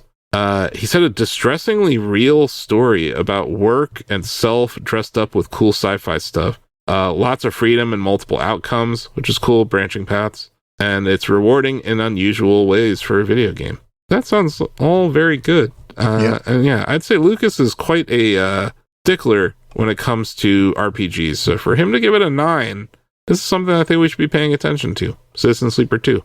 Looks good. Yep. And I believe that does it for Reviewza. It does. On to Newza. Okay, you saved Nintendo for Industrywza. Got it. Anyone hear about how Kingdom Come Deliverance 2 was going to sell poorly because it was woke? Well, was that a headline? Someone said that? Oh, yeah. You're not on Twitter these days, so you don't see it. Yeah. But the basement dwellers on Twitter were all... So someone, just to clarify that, someone on Twitter said... Yes. They wouldn't say... Yeah, it's the BS Factory. Okay. Like... So the BS Factory said BS. Okay. I'm just saying, like, there are people there who believe what they say. Yeah, no, that have no basis in reality. Yeah, that's true. And Kingdom Come Deliverance sold 1 million units in a fucking day. So those people who were out there saying, go woke, go broke, you're full of shit. This game sold 1 million units in a day. Cool. And most people who are buying video games don't even fucking follow your dumbass on Twitter. So they don't care what you have to say about it. So it's like, it's cool. Kingdom Come Deliverance 2 looks cool. You can ride a horse. I'm in. Like, that's it. I'm scared to ask what is woke about I'm not even going to get into it. I'm just pointing out that these people are full of shit and they keep being proven wrong. So yeah, like they like to focus on the failures in gaming, but like games fail like movies fail. Sometimes the game's perfectly fine. It just doesn't hit at the right time, right? But yeah, congratulations to Warhorse Studios. That's a great launch. Yeah. Like, that's outstanding. Yeah, so now this other story is kind of interesting. Steam early access game pages are starting to warn players if they've been abandoned. So like the last update, yeah, there's like a note that's now being placed in early access games that says the last update was made by developers over 18 months ago. And they said the information and timeline described by the developers here may no longer be up to date. This is good. I think that's good for consumers. Because, like, man, there's some companies that are abusing the early access stuff. Oh, yeah. Seeing, like, AI-generated trailers on Steam and, like, there's no actual gameplay anywhere, but they're already in early access. It's like, you don't even have a fucking game. Here's a weird one. Forza Horizon 5's coming to PlayStation 5. Yeah, that is a weird one. So, Microsoft spent billions of dollars acquiring all of these studios to bring them under their first-party umbrella just to go third-party. Yeah. Does that tie into something I want to talk about. I figured. I'm of two minds of it, because you could say the same thing about Sony. PlayStation games have like 18 months and then they hit PC. The problem But also you have MLB The Show, which is launching on Xbox and Nintendo Switch and PlayStation. Right, that's their special case. Mm-hmm. But yeah, the argument that Sony can get away with it is like they're not really having trouble moving PlayStations, and Xbox is. I mean, by comparison, in that dichotomy, sure, those two consoles, one is struggling compared to the other. So this begs that question of why would you ever buy an Xbox? I was talking to all you guys.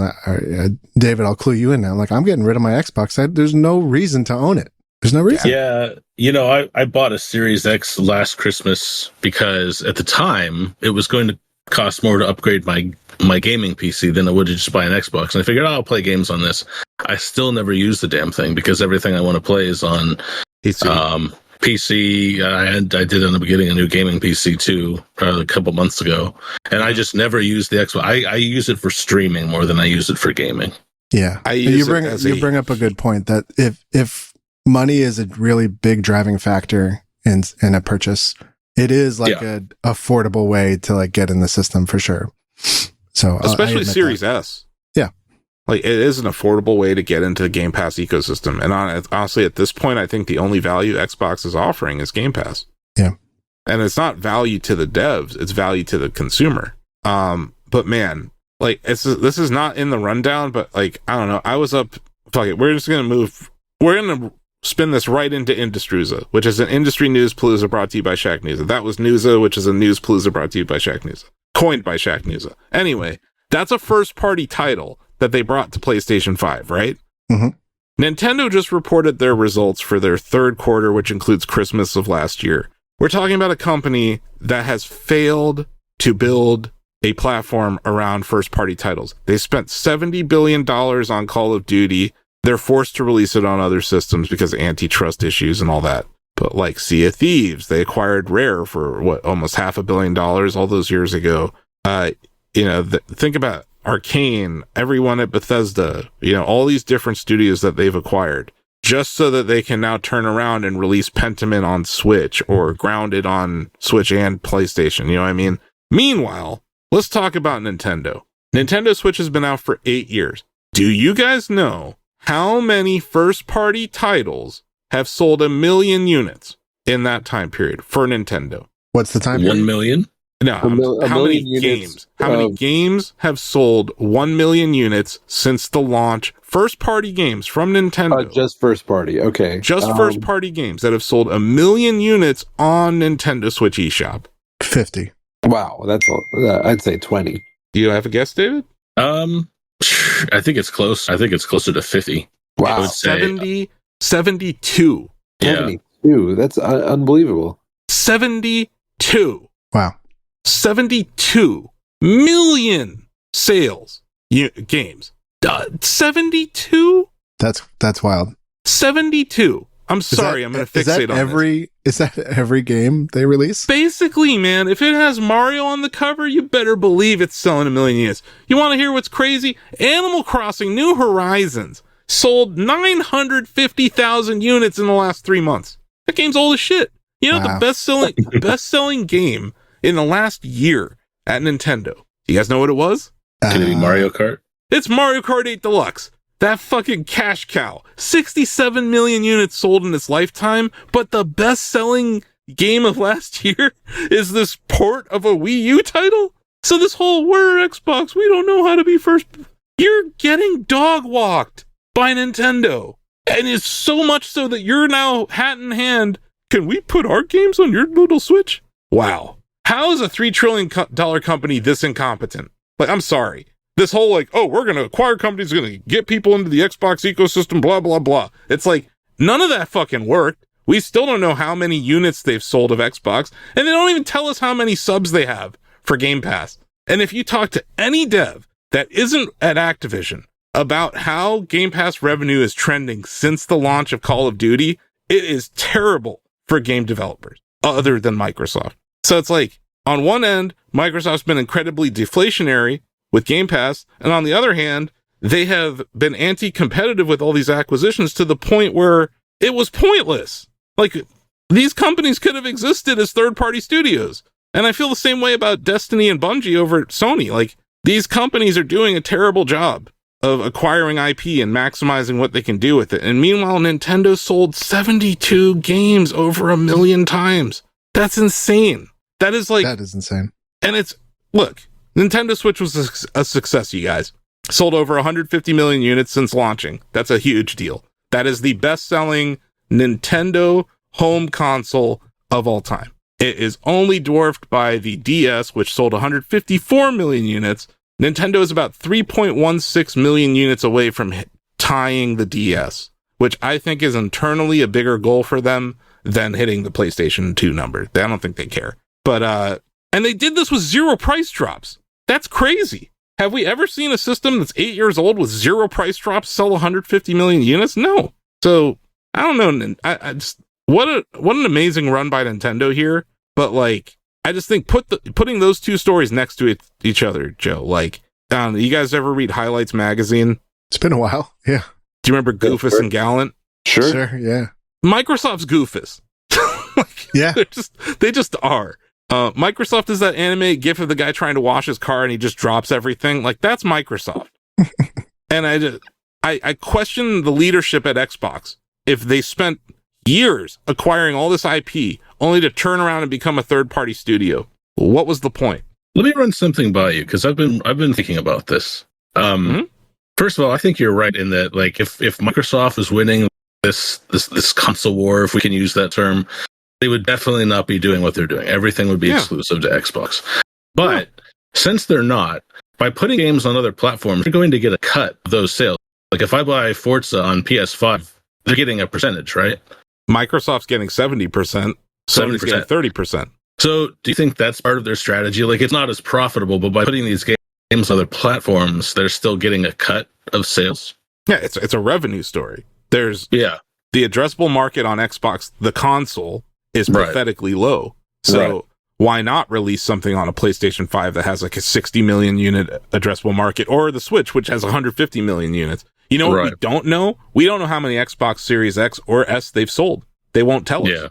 Yeah. Because it's that bad. But like, what it tells me, David, is releasing games on Xbox and PC wasn't enough. It's definitely not enough to justify the amount of money they've been spending on these acquisitions. I think that's the problem.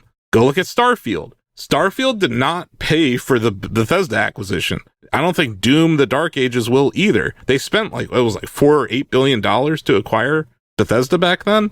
Like, it's my point is, like, they're daddy big bucks when it comes to acquiring shit, but then when it comes to actually operating it well, they fucking suck. Oh, I agree 100%. I was just kind of wondering, like, if you think that was part of their strategy now, like, hey, we may as well cut ourselves in on these other platforms. I think it's just super disingenuous when a year ago, remember they did that stupid podcast? Yeah. Yeah. Where they're like, we're only going to try it with these 4 games. Yep. Right? It's like, well, you went back on that within less than a year. So it's like, I question the leadership at Xbox. I don't think they know what they're doing. And I think they're kind of acting desperately right now. But this idea that they're going to support Switch and support Switch 2. There's this rumor that we're going to have Halo the Master Chief Collection on Switch 2. Like, yeah. The console warriors out there, John, to your point, they're going to be down so bad when that happens. And it's not like Nintendo fans are just going to be like shrugging, like, okay, like, thanks for the Halo game. But like the console warriors are out there still. I see them in every one of our comments. But they're going away. I mean, I don't think so. I don't know, man. notion. I went on IGN today and it was like the same old comments. They're there, man. It's still there, John. Like it's actually worse than it's just as someone who posts content online all the time. Yeah, sure. It's worse than it's been in like 5 years because of this. Microsoft's decision. Like if you're someone you spent like all the money you had last, maybe 4 years ago or 3 years ago, however long, and you couldn't afford more than one console, and you made that bet on Xbox. There's no value. There's no reason to have an Xbox. Like none. Other than I like the controller, but like, right. And maybe your friend group is still there, but crossplay's kind of mitigated a lot of that. Yeah, so it's like, you have these people who spent $500 on a system, and there's not one thing exclusive to it, except timed exclusives, which like, in this era, why not wait? Because, like Joe, like you didn't pay full price for Dragon Age Inquisition, I hope. But like, if you wait to buy these games when they come to PC or when they come to PlayStation, when they come to to Nintendo systems, like, I don't know. I think they're doing a disservice to their own business model, because it's like, now we know all your games are going to come to another system. So I'm not going to buy your system. And I might not even buy Game Pass because I know I'm going to play it on PlayStation. I know I'm going to play it on Xbox instead. They're making it too easy to not get involved in the ecosystem, because now they're like, well, now you don't even need our console. So we don't need your console. We don't need your login. And meaning like, I don't need to do my like Xbox app on my LG television anymore because everything's coming to PlayStation. There's no reason for me to get involved with you anymore by your design. Yeah, and I think that's happening at Sony also, but to a lesser extent, because their PC ports are not that good all the time, and they're not porting games to Xbox or Switch. They're just porting to PC, and a lot of the time they're not great. They eventually get good, but like they've had several PC launches with really poor experiences. The Spider-Man 2 that came out last week or whatever, in the last week, there's textures not loading on Aunt May's face that makes her look like the Crypt Keeper. There's some really weird shit going on over there. So I just think it's important to kind of highlight, like, I'm not being a console warrior here. I'm just pointing out that Xbox and Sony have made a business decision that Nintendo clearly is nowhere near making. And if you flash back to 2016, John, when 3 years of the Wii U running at losses, everyone was saying Nintendo should go third party. Sure. I mean, it always comes up, and then they pull a rabbit out of the hat. And then they do this, and they're able to fucking sell 67 million units of a fucking Wii U Mario Kart game. Like, they didn't have to fucking spend $1. Like, how much do you think it costs to port that? Right. Like, and they're selling these games at $60, and there's no price drops, and I don't know. I don't know, guys. I might have been right about investing in Nintendo. I don't know, maybe. But looking pretty good. Pretty good. The stock hit an all-time high today, $18. What's up? Wow. Hilarious, because that earnings report was kind of terrible. They lowered their guidance again. They only expect to sell 11 million units of Switch in this last fiscal year of it alone. That's still pretty fucking good in year 8 of a system. And then you had some good numbers out of Mario Party Jamboree. Super Mario Party Jamboree sold over 6 million units. Brothership, which is not really a liked game, sold 1.84 million units. So John, to your point, like, you put Mario on the title, it's going to sell 1 million units on the Switch. Right. Especially with the Mario movie effect and all that stuff still taking place. Zelda sold, I think, since launch, Echoes of Wisdom has sold almost 4 million units, which is not bad at all. But, this was a down year for Nintendo just from what they were offering. But I really think they have reset expectations ahead of the Switch 2.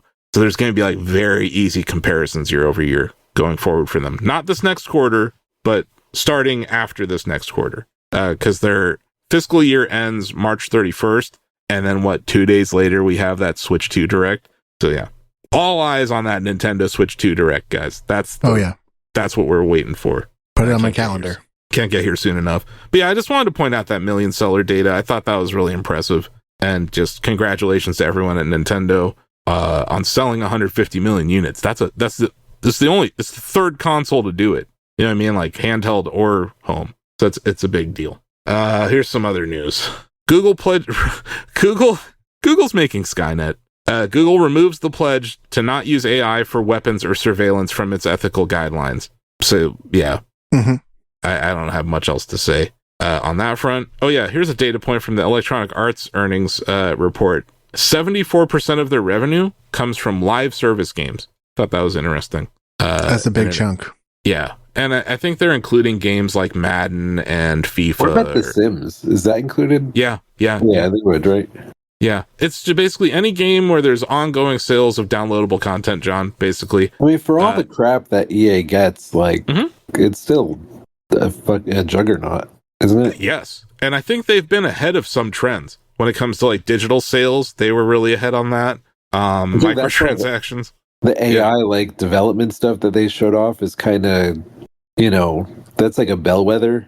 It just feels like what if they're there was doing any with question, like, this was going to be adopted, by the industry, EA said there's no question, right? And then, like, what they did last week with the Battlefield franchise, right, John, where they're bringing, like, all their studios in, they call it Battlefield Labs, and they're, like, going to work with the community on, like, a live service Battlefield game. So sure. I think they're looking at the success of Apex Legends, and they're like, how do we do more of that? Because Apex has done very well for them. As I remember, it didn't start off that way, did it? It had like its viral moment because they paid a bunch of influencers to stream it for a week, right? Yeah. So it had that like good launch, and then it petered out, and now it's like season 24, and it was like a sold out arena. It's awesome. So, now, I mean, I just remember it being kind of like. It's had its ups and downs for sure, but like at the core, I really like the gunplay in the game because it's very much the gunplay from Titanfall, and I think Titanfall is one of the best FPS games to be released in the last 20 years. Sure. 2 especially. And then, guys, I don't know what the fuck to think of this. I saved it for last. Yeah. I don't even know how to pronounce it. Is it icon or econ or icon? I think it's icon. Icon? Is it ick? Is it giving me the ick? What is this? Anyway, John, the people who brought us E3, those brainiacs at the ESA, have announced the Interactive Innovation Conference, an industry event that is not being held at the Los Angeles Convention Center, John. Wow. Santa Monica. I wonder why. Santa Monica, here we come. No, Las Vegas. Las Vegas. It's the new hotness. So the first icon will be in 2026, April 27th through the 30th. They are announcing this with over a year to go. Wow. I will say, like, I didn't know Doug Bowser was like the chairman of the board or whatever. But him being there, Sarah Bond giving a quote on it from Xbox, they are getting the people together that need to come together to make this a success. Right. Well, you know that Nintendo has always loved E3. Like, they viewed that with like a kind of reverence forever. And when it died, I think they died a little with it because, like, think about some of the best booths you've ever seen. That Zelda booth for the Breath of the Wild year was outstanding. Yeah. The Smash Brothers one with that scoreboard and stuff. Do you remember the one where like they had the interactive talking Mario thing? Like, yeah, of course. They've done so many cool things at their booths over the years, and like it's missing. There's like a giant gaping hole in our summer and spring, I guess. I don't know. This is so far in the future, I'm not sure what to think of it. Yeah.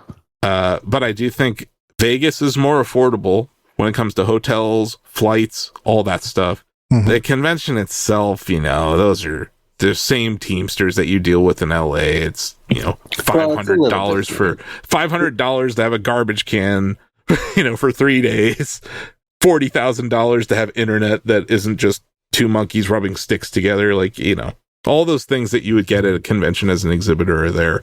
But yeah, the website does list Epic Games, which historically has had awesome booths too. If you think back to those Fortnite booths at E3, or even at GDC. Sure, those were really awesome. Yeah, like really fun. Nintendo, Disney, PlayStation, which that's a big deal because PlayStation famously was like, we're out of here at E3. Square Enix, Electronic Arts, which they haven't been at E3 in years. Remember, they did that whole EA Play thing in Hollywood instead. Right. Yeah. Take-Two, Microsoft, which Microsoft did their own thing in the Nokia Theater. Mm-hmm. Ubisoft, WB Games, and Amazon Games as official partners. That's a good list. That is a good list. And they are noticeably months away from Jeff's thing. So they are not trying to compete with Jeff, I think is what's happening here. But we'll see. Is there room for this? Probably. It's very close to Jeff's thing, though, is the problem. It's like, it's not parsed out where you, as a publisher, would want to have a beat at iicon and then a second beat at Summer Games Fest, you know? This is more of a... I don't think this is consumery, though. No, this is also going to be a... Invite. Yeah, it's invite only. So I think it is going to be press. It's going to be very different. Press and it's going to be press and industry focused, kind of like the original E3, right? Because pre-2017, E3 was not open to the public, and it was more of a trade show. I think this is kind of like them. It's almost like they're making it into like a CES, but for gaming, kind of how it sounds. But CES is an invite only. I don't know what this is. It's kind of like Summer Game Fest, because that's invite only also. Well, we will find out. If it actually happens. Right? Like, I mean, I think they're not going to attach, they're not going to attach some pretty big names if it's not going to happen. I'd say this thing looks like it's going to happen. The fact that they're announcing it so much in advance, it feels like they're going to figure it out. Yeah, like it feels like they're trying to get as many exhibitors on board now. And if you give them over a year to think about it, I think it's going to be easier. And like, I mean, you think about April 2026 for Nintendo, the Switch 2 will have been out. There's going to be games, and there's also the Mario movies scheduled to come out around then. So I get why they would want to do something there. And it just seems like we're I'm sure there's a new horrible pandemic coming, but like the COVID pandemic, I think people are we're back to doing live events. There's not that debate that was there in 2020 or 21. Like the E3 2021 that famously they gave up basically. I think the conditions are different, but I agree with not doing this in Los Angeles. I think Los Angeles, like the two places you shouldn't do these conventions at are LA and San Francisco. They're just too damn expensive. So hopefully Vegas is a little more affordable for people, but it's also not open to the public. So I don't know. Stay tuned. We'll see what happens. That's a long time from now. At first I thought they were announcing it for April, and I was like, that's not enough time, right? Because you're basically giving people 2 months to figure out their whole exhibitor stuff. I mean, that wouldn't work. Good to know the ESA is trying to stay relevant. I guess that'll do it, though. We did it. Those are all the stories. Wow. I think that nothing else happened this week, right? We're good. We did it. We have one community note. We've got a few questions from the Shack News community, which you can join by heading over to shacknews.com/chatty. You could probably win Shack News for the day, or by emailing us at, I don't know, David, can I give them your email? Sure. David.Craddock@shacknews.com if you want to comment on our podcast, because there's only 8 other ways to comment. But yeah, we have one comment from the Hosmamu Corner who says, Shack News, for the kids, which is a reference to the Hudsucker proxy, which nice. I talked about in the last episode. Basically, throughout the movie, Joe, he has this design document, which kind of looks like my Bubbletron design document, just stick figures and whatnot. His is just a circle on a piece of paper, and he holds it up, and he's like, for kids. Cute. I can tell you what the circle turns into if you want to know. It's a mild spoiler, but... No, don't. I got to see this thing. You really should watch it. It's a good movie. And it's literally about what's happening at Ubisoft right now. Just other stuff real quick. Like, I do want to shout out, on what we've been playing lately. I want to shout out the Bubbletron results for the past few days, because they've been especially funny. We had a Web3 weather app presidential debate, which was valued at $5,360. That seems appropriate. Glow-in-the-dark beer, basically GeoCities venture, valued at $8.9 trillion. Someone get on that. We had a lab-grown telecom conglomerate .biz valued at $49,600. And then the most important one I wanted to highlight, the highest valuation of the day, February 4th, was the Singularity Amusement Park sex robot. Someone get on that. That sounds like a hot ticket. Someone is making that for 5.58 trillion valuation on that. And I want to say this one, I was like, this, if no one else does this, I may just shut down Shack News and get to work on it. An autonomous bidet for cats. $35 trillion valuation. 35 trillion. Wow. So, autonomous. Like, who wouldn't want an autonomous bidet for their cat? That sounds great. I'm down. $35 trillion valuation. But yeah, just some really good ones this week over there at Bubbletron. So you can head over there and play it for free. And yeah, the leaderboard's been pretty active, Joe. Got people playing it every day. Sweet. And yeah, the soundboard update's out. So yesterday, when beer was there, you could just sit there and click the word beer and hear a robot go, beer. That'll do it. That's the show. Subscribe on your podcast app of choice. Tune in every Friday for more Shack Together. This will go live Friday morning on shacknews.com, and it'll be inside of the evening reading article that goes live at night on Friday. So thanks for joining us, David. Yeah.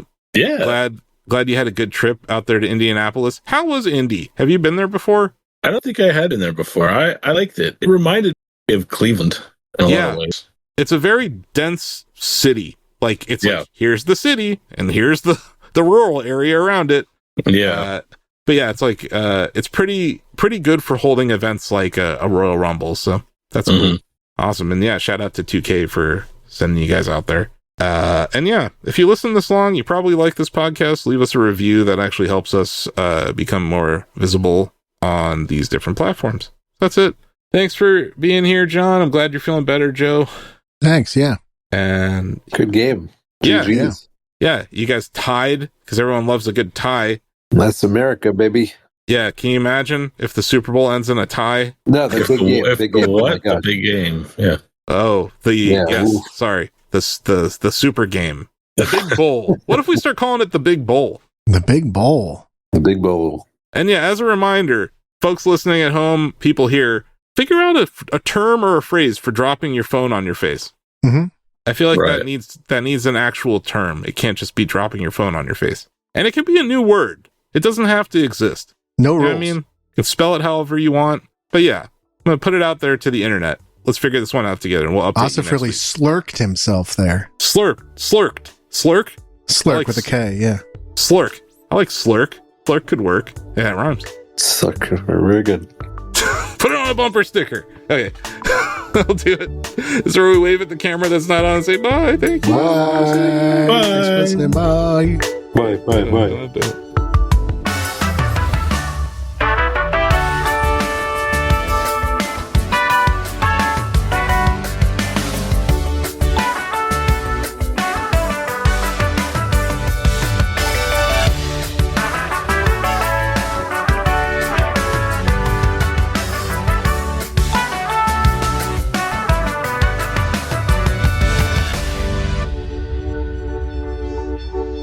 Shack Together is a Shack News production. Shack Together is a Shack News production. Shack Together is a Shack News production. Shack News is a multimedia company consisting of a variety of entertainment properties, including ShackNews.com, video game and cutting-edge technology coverage with evergreen video, guide, and long-read content, providing readers and viewers with the latest reviews, previews, interviews, and news. Shack News content is readable and viewable at shacknews.com, Facebook, YouTube at Shack News Interviews, and Shack News VODs, Twitter, TikTok, Instagram at Shack News Media, Twitch, and more. But that's not all. You can play Bubbletron, our first video game. Combine 3 ideas, hit the market, and get your money hat. Bubbletron is a daily game in the style of Wordle, where players can launch a company and see its valuation instantly. Hit that high score and brag to your friends. Visit Bubbletron.com to play. There is no download required, no signups required. But if you are into app downloads, we have the cutest one on the planet. It's called Shack Pets, the ultimate battle for cuteness. Swipe your pets to victory on iOS and Android in this Tinder-like app for pets. Shack News is proud to present a variety of micro products, all available for free at shacknews.com. Cortex is a publishing platform available to all of our users. Shouts is a Twitter replacement in a time where Twitter really needs replacing. And Reader, an RSS reader that won't get shut down by Google anytime soon. You can import YouTube, subreddits, all sorts of cool stuff, even podcast feed. And lastly, all of our products are completely free to use and play, so if you're a fan of what we're doing and want to support the Shack News ecosystem, head over to shacknews.com/Mercury. Mercury offers subscribers access to exclusive Shack News swag like hoodies and VIP access to our long reads in downloadable format. It's a great way to support us. There's different tiers, and you get a lightning bolt next to your name.